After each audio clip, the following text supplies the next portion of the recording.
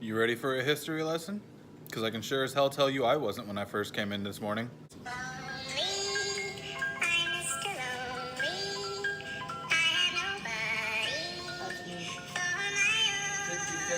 Hey, what's going on everyone? Caleb back with reviews.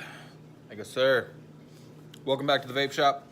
So today we are going to be going over the Trantor by Pioneer4you. And so, for anyone who's been vaping for a significant amount of time,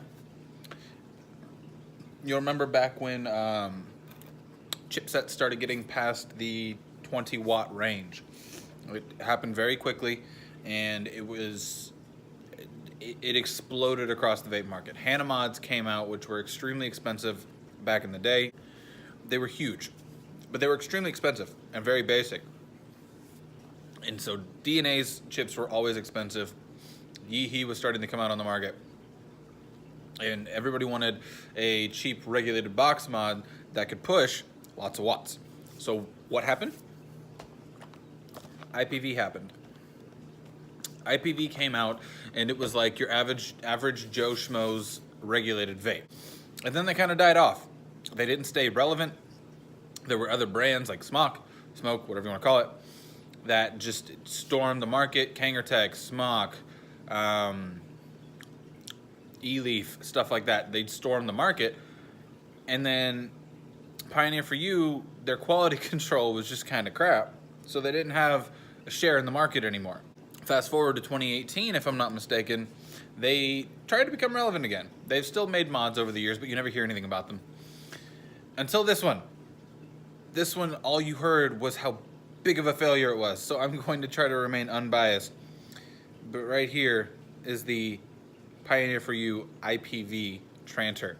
So, without further ado, let's dive down, and we'll see if this is really a failure like everyone says. Let's dive down and take a closer look.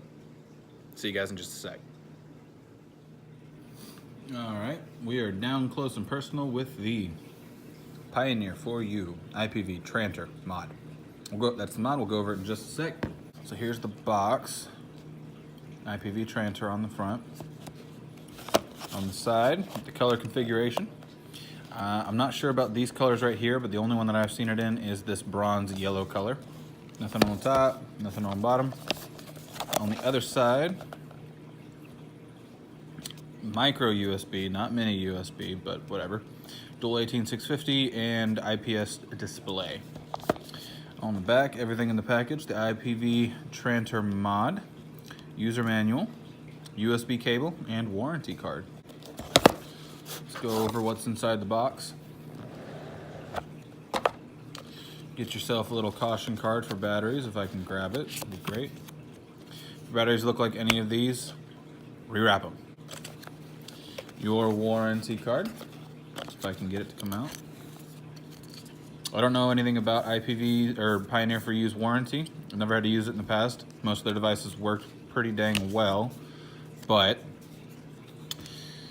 that doesn't mean that they weren't of poor quality. QC pass. If you're new into vaping and you see one of these in your box, basically assume that it's been mass stamped and don't believe that one bit. There are some companies you can believe it from, but it's few and far between. That's where your mod's gonna go when you first get it. This little compartment down here should have your cord. And I know for a fact that this box itself did not actually come with the user manual, which is interesting. So we're just gonna have to wing it on the menu system. I know it is a Yeehee chip, but it doesn't mean I've ever had any experiences with a Yeehee chip before. Let's go over the mod. So let's go over the aesthetics first. Screen's got scuffs on it from me. It's very angular design. But before we even get into the menu system, I'm gonna show you a couple of things. First off, let's look at the door. It doesn't rock, but you see the gap there. I know it's very visible. And let's look at the top. Do you see all these? Do you see all these little spots right here? Where things just don't look like they add up. Something I noticed immediately after taking it out of the box. let's get past that. Let's go over the 510. This is a big baby beast base, which means I think it's around the 24mm mark. What's supposed to go on here that's not supposed to hang over? Like, do you see that? It's not very pleasant to the eye. Do you see that right there? It's not very pleasant to the eye. I don't know what they were thinking with this base, but I think the most you can fit on there is 22s or 23mm. All right, now that we've gone over that, let's go ahead and show you the battery tray. There's a little bit of catch down here. Dual 18650. It's in reverse configuration you'd think it was, so positive is actually on the left side and negative is on the right side. But what I wanted to show you is this freakishly massive ribbon. Like, do you see this? Like, I could wrap this on my belt loop and hold it there without ever having to worry about it falling off. Like, this thing is massive and it's in there pretty tight. So yeah, like I said, batteries go in reverse orientation to what you think. It is slightly spring loaded at the top, but shook y'all up there. It is a extremely tight fit. And they've got these little cups at the top for your battery to go into. I'm not really a fan of those. I feel like it makes it harder to get your battery in. There we go, those are in. Two massive magnets, one up here and one down here. I'm guessing that's the serial number for the chip. Snaps on really well, it's not going anywhere, it's no movement. It's just not sitting very well like I showed y'all a minute ago. Okay, as y'all have probably seen before, let's go ahead and do it. 1, 2, 3, 4, 5. See, I set the LEDs to this. Normally it'd be flashing, so powered by the Yeehy SX500A. And now we're ready to go. We are currently sitting at 65 watts on a 0.28 ohm coil. Now this is not your base screen.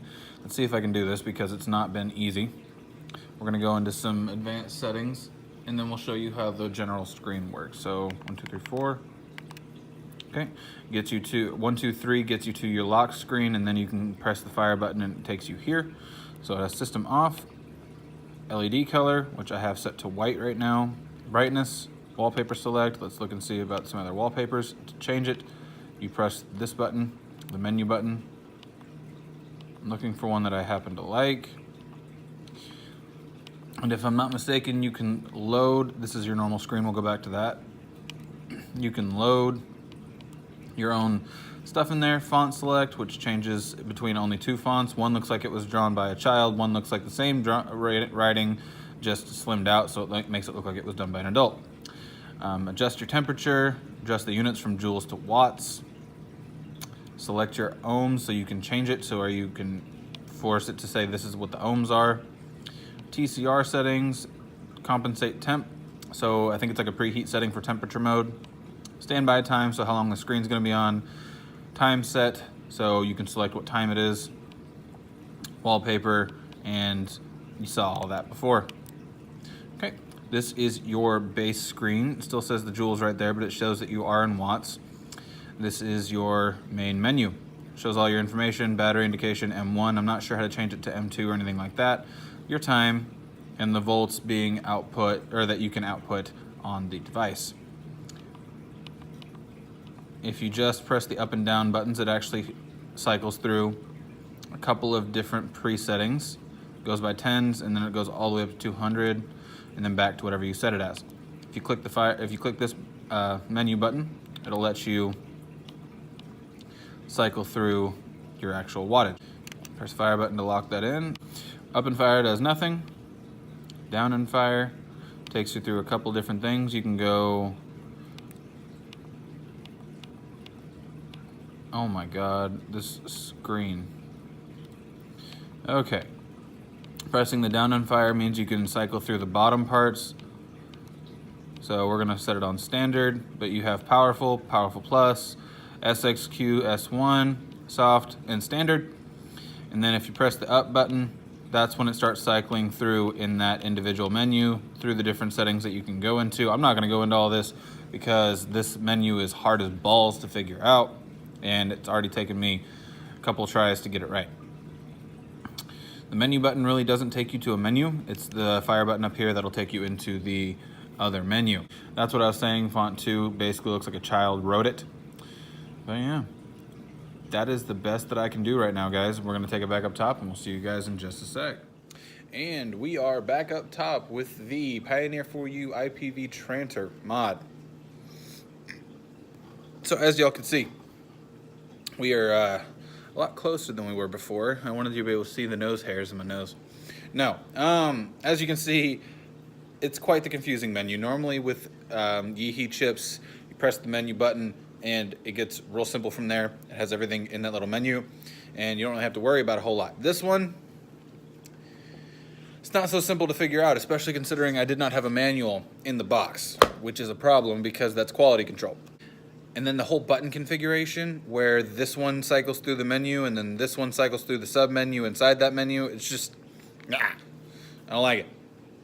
I really like a simple little 5 clicks gets you turned off, 3 clicks gets you into a menu system, and then you use the up and down buttons. It's just weird. Now, as for the chip itself, it's a great chip. Like, once it's actually on, ramp up time isn't too bad, about half a second, but it does hit really well. This isn't standard, and I know what it's supposed to feel like, and it hits just as hard as the drag 2 does. So it hits just as hard, which is good because a lot of chips are underpowered, and so their levels are really off on what their wattages are actually supposed to be. But I can set 65 watts on a SMOC device and 65 watts on this, and this is going to hit closer to home than a SMOC device. And same with the drag 2. So I hate the menu system. I absolutely hate it. I don't think it's a Yeehee thing. I think it's actually Pioneer4you. So it's just kind of, can you get it right or can you not? Did yours have a manual in it? Mine did not. So I did my best. So yeah, menu system on this is going to be a negative, not because of the Yeehee chip itself, but because Pioneer4you just did it dirty, man. So that's going to be a con.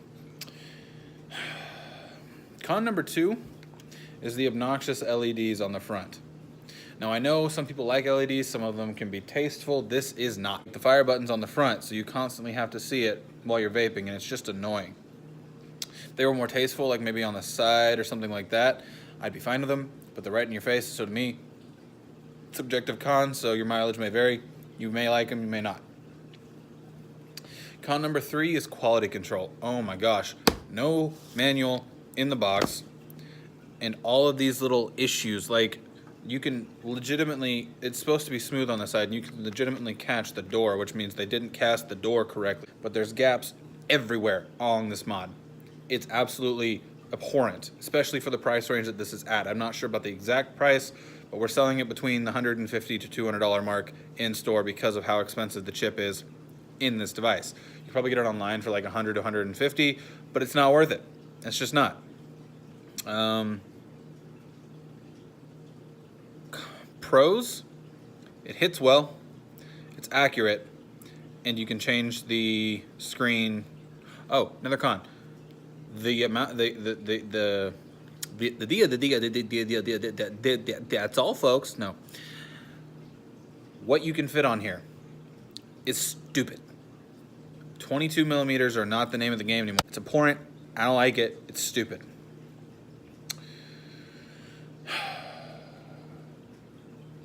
So yeah, pros. Basically everything that Yeehee did for the chip, that's about it. The color doesn't look horrible, but when are you ever going to find something that's a brushed copper look anywhere else? So I told you the relative price point. It does go up to, I think, let's just scroll through the menu real quick. Nope, that's not what I wanted to do. I think it goes up to 200 watts. Menu is pretty fast. The scrolling on the wattages is kind of okay, but it's not great. Yeah. Overall rating on this device, taking into the pros and the cons, I'm only going to give this about a 4.5, maybe a 5. It functions, it looks pretty. If you want to say you have one, go right ahead. It's a Yeehee chip. That's about it. So, that being said, we'll see you guys next time on Reviews Like a Sir. Peace out, Girl Scout.